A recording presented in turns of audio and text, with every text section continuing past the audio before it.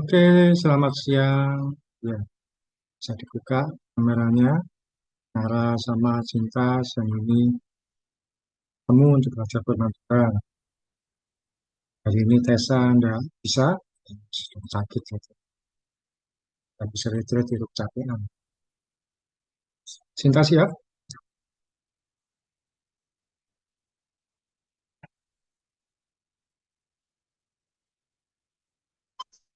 Iya, Pak. Ya, oke. Ya, kita mulai dengan berdoa. Kita bersatu hati dalam doa. Tuhan Yesus, terima kasih. Siang hari ini kami akan belajar firman-Mu. Kiranya apa yang boleh kami pelajari menjadi berkat bagi iman kami dan membuat kami semakin bertumbuh dewasa di dalam iman.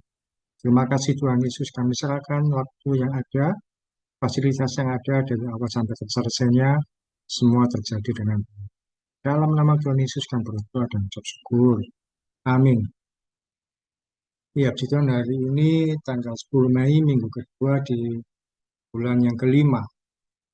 Baca firman Tuhan, satu tema yang menarik, yang jarang dipelajari.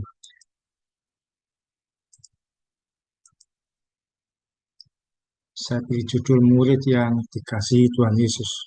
Kalau saya memberi judul ini, kira-kira sudah paham siapa yang dimaksud murid yang dikasih Tuhan Yesus? Nara sudah pernah tahu siapa murid yang dikasih Tuhan Yesus?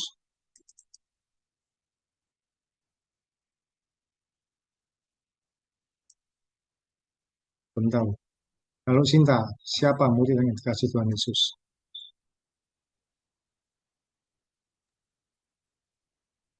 Yohanes mungkin, Pak.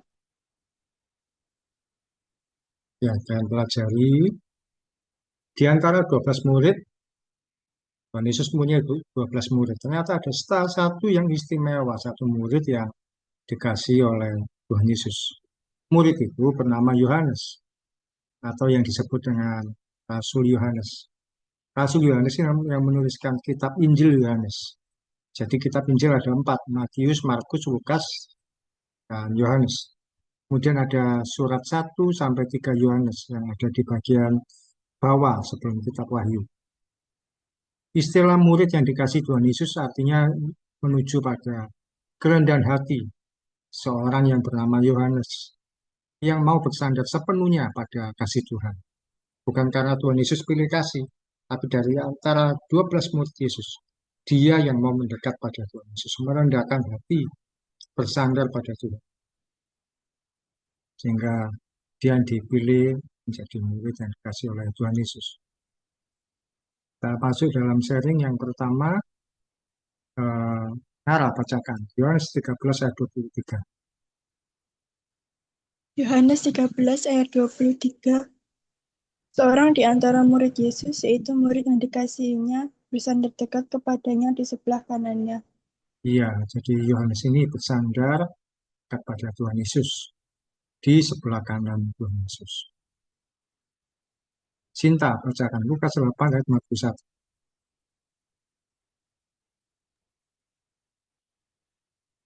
Bentar, Pak. Belum muncul. Putus-putus soalnya, Pak.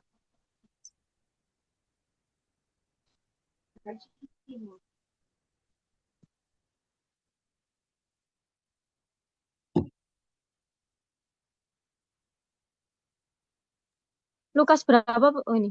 Lukas 8 ayat 51. Setibanya di rumah Yairus, Yesus tidak memperbolehkan seorang pun ikut masuk dengan dia, kecuali Petrus, Yohanes, dan Yakobus, dan ayah anak itu serta ibunya. Iya, kalau di kitab yang ditulis sendiri oleh Yohanes, Yohanes seringkali menyebut dirinya sebagai murid yang dikasihi. Jarang atau tidak ada dia menulis bahwa dengan kata ganti aku atau saya. Misalkan di Yohanes 13 tadi, kan bisa saja ditulis seorang di antara murid Yesus, yaitu saya, bersandar dekat. Tapi dia menuliskan murid yang dikasihnya. Tapi di Lukas, karena yang menulis orang lain, jadi nama Yohanes dituliskan. Yohanes ada di antara Petrus dan Yakobus yang eh, ikut ketika Tuhan Yesus melayani, termasuk ketika membangkitkan anak dari Yairus. Jadi Yairus ini adalah kepala rumah ibadah, anaknya sakit keras. Tuhan Yesus datang ke rumahnya, waktu itu dikatakan sudah mati ya. Yesus pun membangkitkan anak itu. Yang pertama yang kita perlu pelajari yaitu Rasul Yohanes memiliki keintiman dengan Tuhan Yesus. Ingat, Rasul Yohanes ini tidak sama dengan Yohanes Pembaptis, beda. Yohanes memiliki keintiman dengan Tuhan Yesus. Kalau tahu dalam bahasa Inggris, Yohanes nama lainnya disebut John. Itu ada orang berkata John atau Johan, itu Yohanes. Atau Yohanan. Kalau orang-orang kuno biasanya menyebut Yohanes dengan kata Yohanan atau Yahya. Itu artinya Allah telah bermurah hati. Kata intim artinya bergaul karib, akrab, dan paling dekat. Oleh karena itu, Yohanes memiliki akses paling dekat kepada Tuhan Yesus. Dia yang paling dekat pada Tuhan Yesus dibandingkan yang lain. Sama seperti kalau pejabat biasanya punya orang dekat yang eh, kalau ada urusan melalui dia. Sekarang ini kalau kita tahu ada mengenal Pak Presiden Prabowo, dia punya orang dekat yang disebut Mayor Teddy. Sinta pernah mengenal nama itu enggak? Mayor Teddy.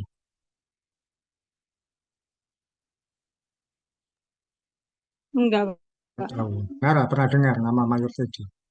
Mungkin pas scrolling-scrolling media sosial. Saya tahu juga. Jadi Mayor Teddy adalah ajudannya Pak Prabowo. Kalau menghubungi Pak Presiden melalui dia, ada keperluan apa melalui dia. Sama seperti Tuhan Yesus punya orang yang dekat namanya Yohanes. Yohanes merupakan salah satu dari 3 orang yang selalu diajak oleh Tuhan Yesus kemanapun Tuhan Yesus melangkah, selain Petrus dan Yakobus. Dari 12 orang ada 3 orang yang dekat. Dari 3 orang ada satu yang benar-benar dekat dengan Tuhan Yesus. Nah, ini ada beberapa contoh. Yohanes selalu bersama dengan Tuhan Yesus. Ini ada gambar. Nah, yang depan bawa tongkat ini adalah Tuhan Yesus. Kira-kira begitu. 3 yang lain adalah yang depan ini Petrus, soalnya Petrus biasanya paling menonjol.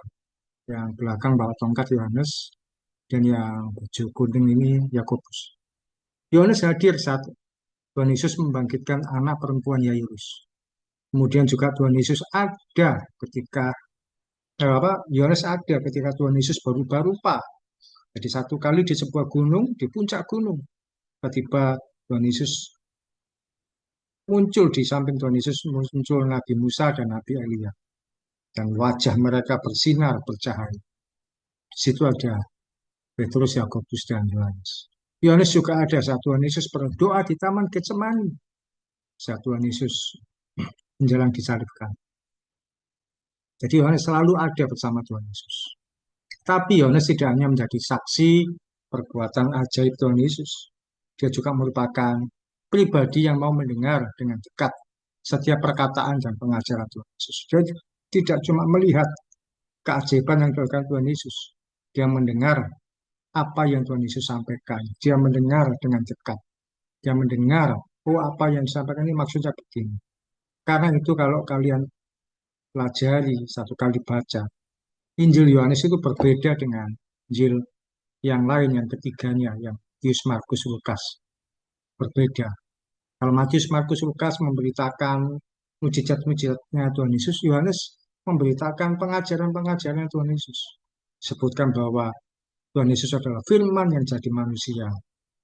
Atau tentang Tuhan Yesus berdoa pada Bapa di surga, dan sebagainya. Jadi itu tentang pengajaran yang paling dalam itu di kitab Injil Yohanes. Berbeda dari yang lain. Nah, Tuhan Yesus, karena Yohanes mendengar dengan teliti apa yang disampaikan oleh Yesus. Quote yang pertama, belajarlah untuk menjadi seorang yang mau dekat dengan Tuhan Yesus. Yang tidak hanya sibuk melayani, tapi juga mau menyediakan diri untuk diajar, dibimbing, dan diarahkan oleh firman Tuhan.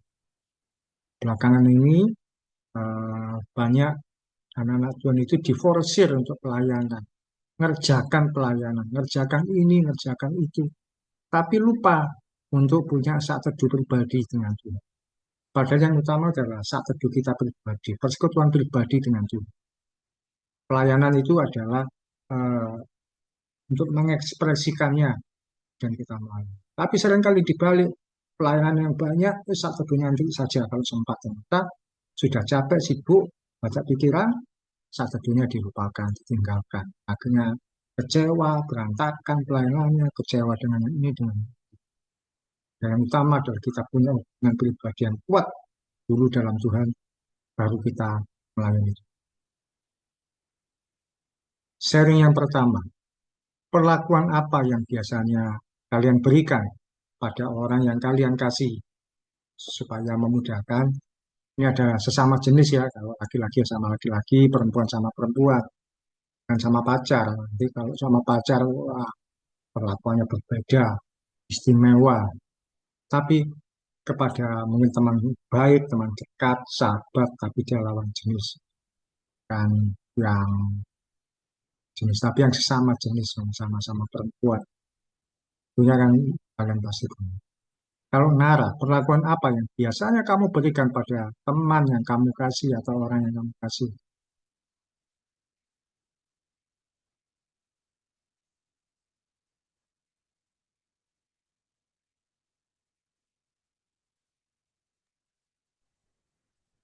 Perilaku baik. Kenapa? Hmm, ya perilaku baik. Aku baik. Apa contohnya diapakan? Ini, Temanku cerita, cerita harus mendengarkan, memperhatikan. Gitu kan. Kalau Sinta, apa yang kamu perlakukan pada teman baikmu, teman dekatmu yang sama-sama cewek, sama.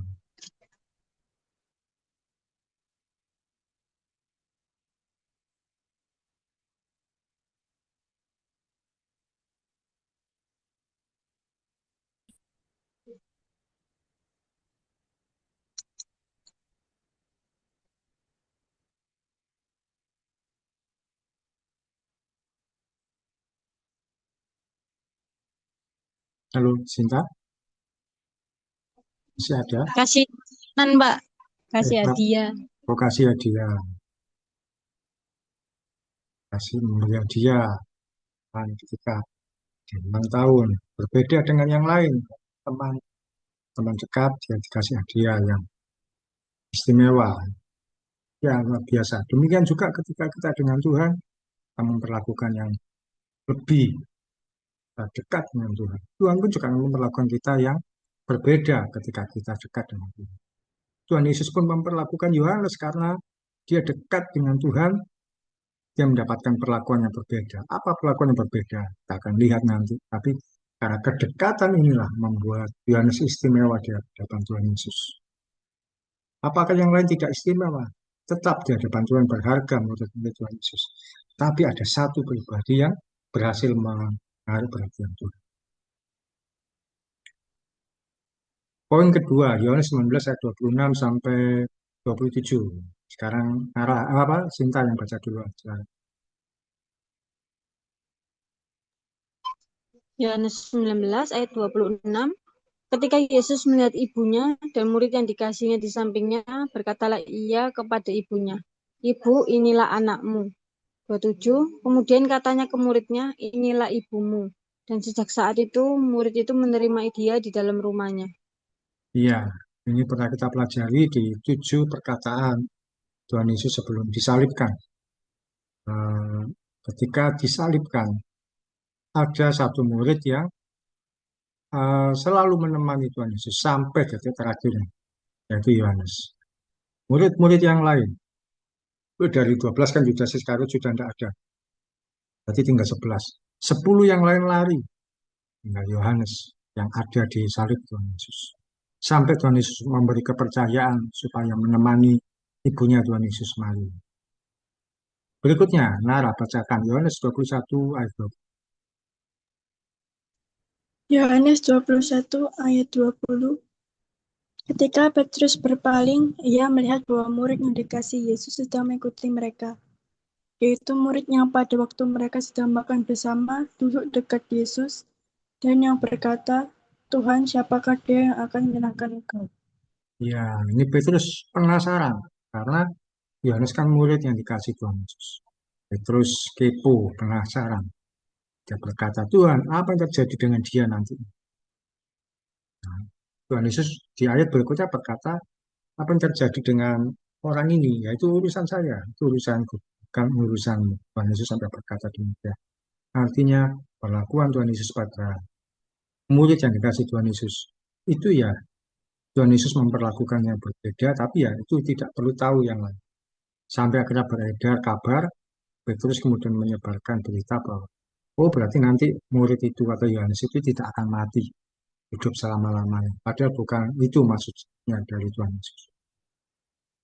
Yang kedua yang jadi sharing yaitu Yohanes setia mengikut Tuhan Yesus.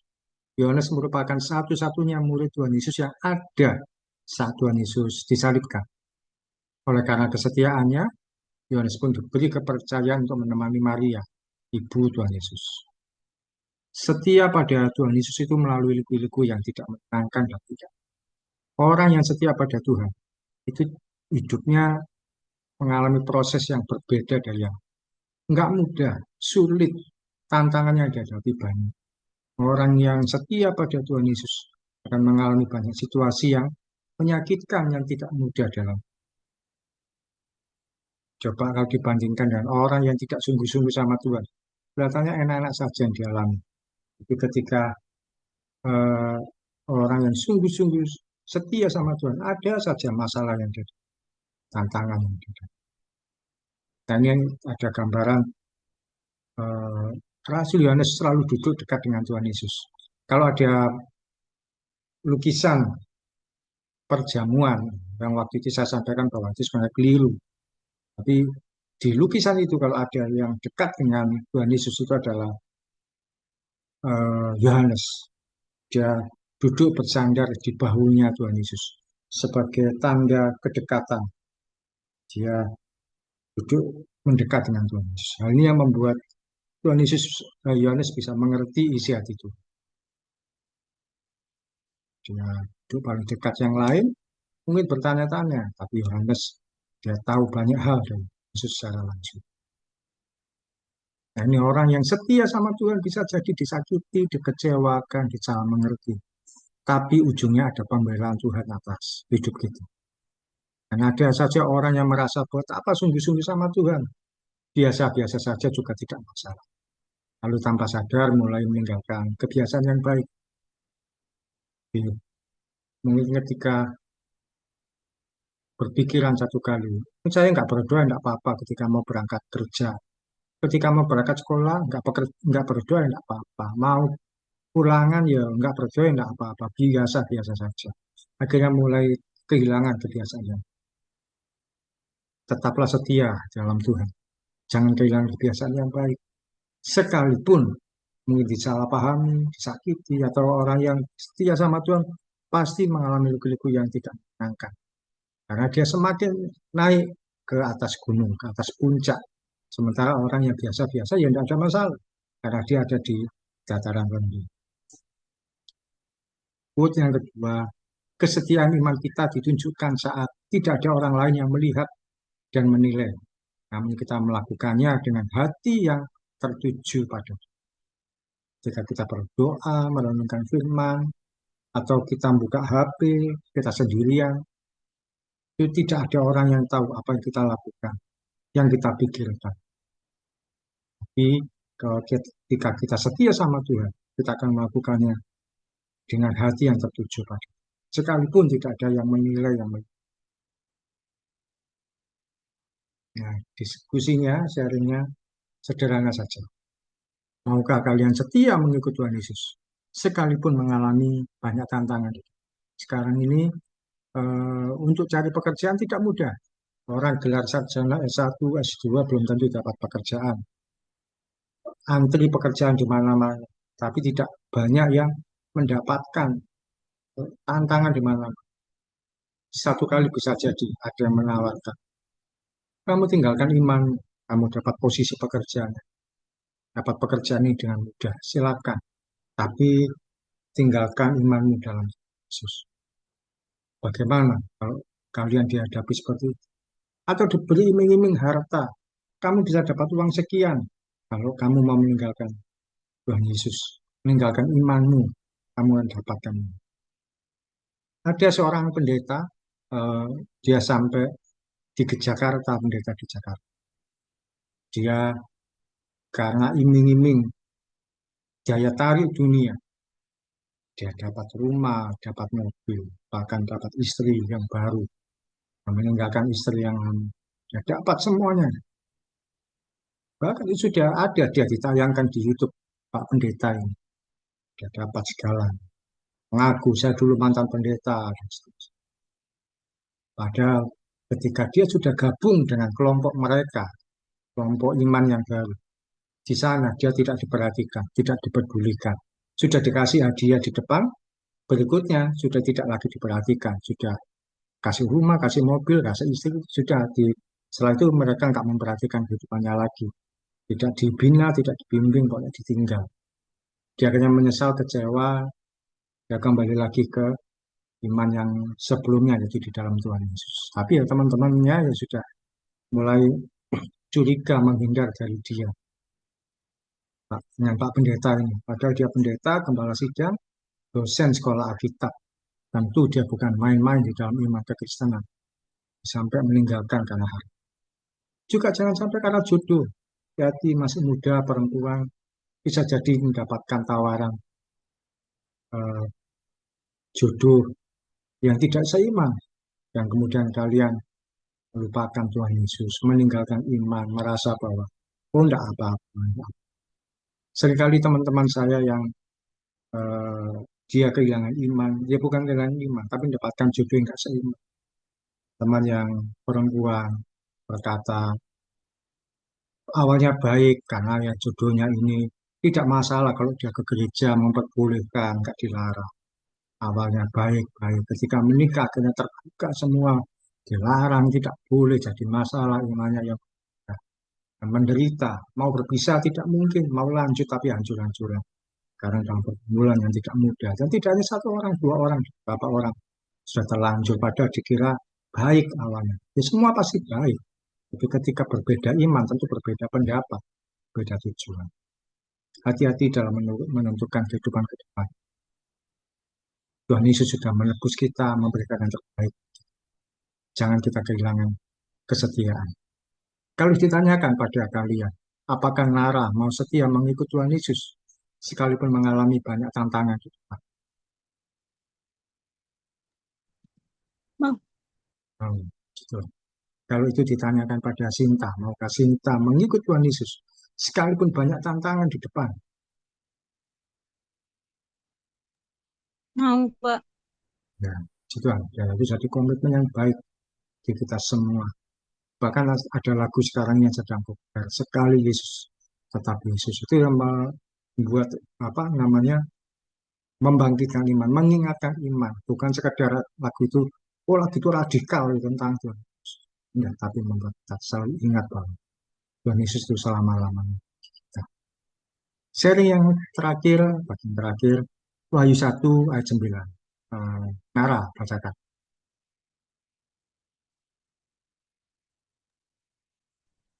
Wahyu 1 ayat 9. Aku, Yohanes, saudara dan sekutumu dalam kesusahan, dalam kerajaan, dan dalam ketekunan menantikan Yesus, berada di pulau yang bernama Patmos, oleh karena firman Allah dan saksian yang diberikan oleh Yesus. Iya, ini Yohanes dibuang atau ditahan di sebuah pulau bernama Patmos. Di situ dia mendapat penglihatan tentang hal yang ada di depan. Itu yang disebut dengan wahyu. Karena ditulis di kitab yang dibilang wahyu. Wahyu itu visi sesuatu yang di depan. Sinta bacakan 3 Yohanes 1 ayat 1.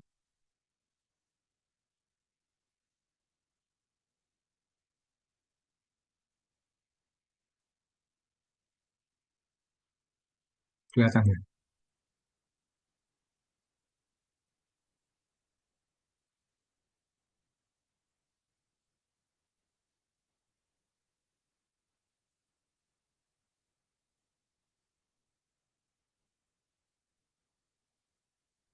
3 Yohanes pasal 1 ayat 1.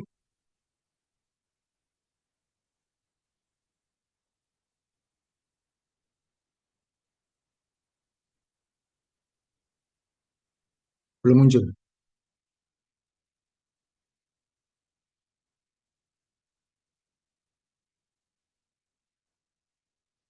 Belum kelihatan, Cinta?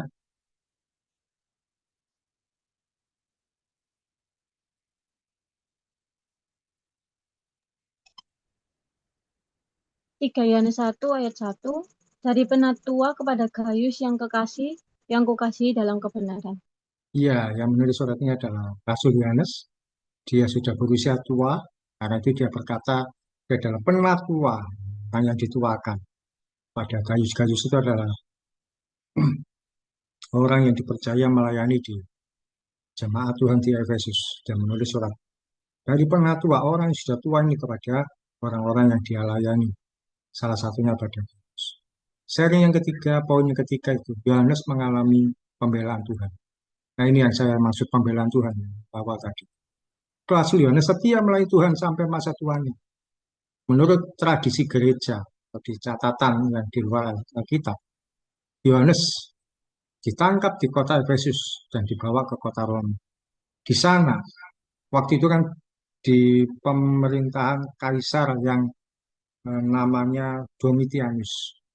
Banyak orang-orang Kristen yang dianiaya. Ada yang dimakan singa, ada yang tubuhnya dijadikan alat penerangan di pinggir-pinggir jalan, dibakar jadi penerangan. Ada yang dipenggal, dan sebagainya. Rasul Yohanes dihukum mati dengan cara apa? Dimasukkan ke dalam kuali berisi minyak mendidih. Jadi dimasukkan ke wajan berisi minyak mendidih. Tapi secara ajaib, dia keluar tanpa ada luka sedikit. Setelah selamat dari hukuman minyak mendidih, jadi digoreng hidup-hidup, tapi ternyata dia tidak mati. Dia aman. Setelah selamat dari hukuman minyak mendidih, Kaisar ini memerintahkan supaya Yohanes diasingkan di pulau kecil, yaitu Pulau Patmos, pada tahun 95. Disitulah Yohanes menerima penglihatan dan tulis kitab Wahyu. Selama masa penganiayaan terhadap orang Kristen, khususnya ketika di bawah Kaisar Nero, Yohanes juga mengalami penyiksaan. Di antaranya, dia pernah dipaksa meminum racun yang mematikan. Tapi dia tetap hidup, menunjukkan perlindungan Tuhan atas dirinya. Disuruh minum racun, kemudian digoreng hidup-hidup. Dia masih aman. Yohanes kemudian melayani di kota Efesus ketika usia sudah tua. Jadi setelah dibuang di Pulau Patmos, dia dibawa lagi ke kota Efesus. Di situ Yohanes meninggal dalam usia yang sudah sangat tua, perkirakan 100 tahun. Bayangkan dari murid-murid Yesus yang lain, ada yang mengalami aniaya, Yakobus kepalanya dipenggal. Kemudian saya pernah cerita, Thomas itu ditarik kedua tangannya dari kedua sisi yang berbeda. Tangan kanan dan kaki kanan ditarik di sisi kanan, sama kereta kuda yang tangan kiri, kaki kiri ditarik kereta kuda dari sisi yang sama. Jadi kedua tubuhnya pecah. Tubuhnya pecah jadi dua bagian. Petrus disalib dalam kondisi kepala terbalik. Dan yang lain-lain punya cerita masing-masing. Tapi Yohanes, dia meninggal dalam usia yang sangat tua. Karena memang sudah waktunya meninggal. Usia 100 tahun. Yang meninggal tidak mengalami tidak melalui penganiayaan. Tapi dia karena memang usia yang sudah tua. Ini ada gambar Rasul Yohanes setelah ditangkap di kota Efesus, dia ditahan di Pulau Patmos. Di Pulau Patmos dia mendapatkan penglihatan, malaikat yang berbicara kepada dia, memberi lambang-lambang, meterai, kuda, naga, dan sebagainya. Seperti yang ada di kitab Wahyu. Setelah dia menuliskan kitab Wahyu itu, setelah dari Patmos, dia dikembalikan ke kota Efesus dan meninggal di usia 100 tahun. Ketika kita mengasihi Tuhan Yesus lebih dari segalanya, perhatikan bahwa dia akan menunjukkan pembelaan bagi kita. Ada saja cara Tuhan membela. Sharing yang terakhir. Apakah kalian pernah mengalami tantangan atau kesulitan sebagai pengikut Kristus? Sekali lagi, di masa kalian sampai sekarang ini, apakah pernah mengalami tantangan atau kesulitan sebagai pengikut Kristus? Nara apa pernah mengalami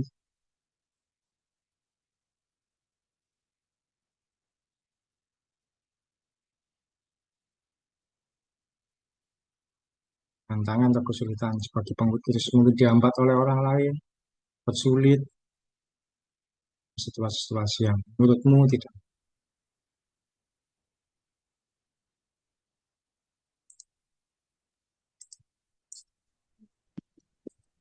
Pernah, Nah, apa contohnya? Kenapa nggak pernah?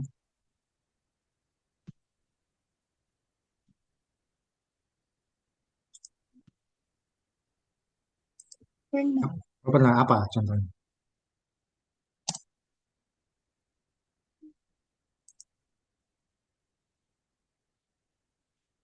pernah tapi lupa.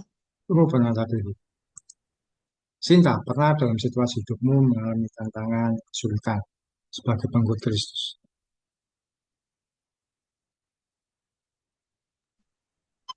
Pernah, Pak. Apa itu contohnya yang dialami? Waktu kerja, pernah kerja di pabrik itu, saya kan bilang kalau Kristen terus kayak diperlakukan beda gitu, Pak.